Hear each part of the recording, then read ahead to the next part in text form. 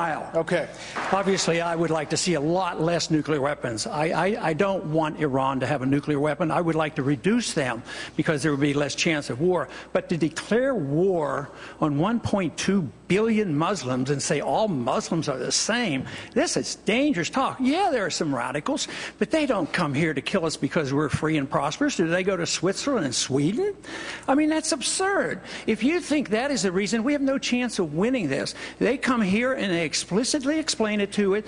The CIA has explained it to us. It said they come here and they want to do us harm because we're bombing them. What is the whole world about the drone being in Iran?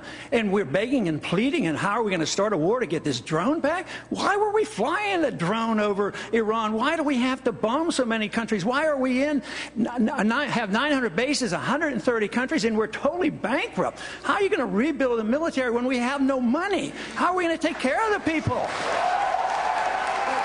So I think this wild goal to have another war in the name of defense is the dangerous thing. The danger is really us overreacting, and we need a strong national defense, and we need to only go to war with a declaration of war and just carelessly flouting it and starting these wars so often. Speaker Gingrich, is Congressman Paul... Would be, can I respond to that? Can I respond?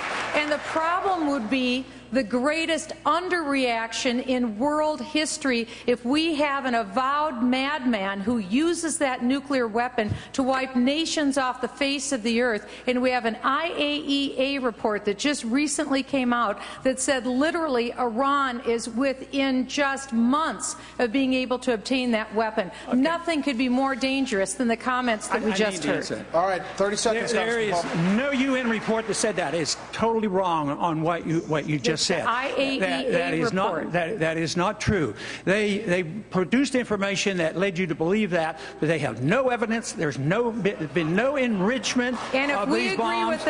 If we agree with that, the United States people could be at risk of our national security. So I'd like to finish. If she thinks we live in a dangerous world, she ought to think back when I was drafted in 1962 with the nuclear missiles in Cuba. And Kennedy calls Khrushchev and talks to him and talks him out of this, and we don't have a nuclear exchange. And you're trying to dramatize this, that we have to go and treat Iran like we've treated Iraq and kill 1 million Iraqis, and 8,000 some Americans have died since we've gone to war. You cannot solve these problems with war. You can solve the problems if we follow our Constitution, go to war, only when we declare the war, go in and win them and get them over with, instead of this endless fighting and this endless attitude that we have enemy all around the world.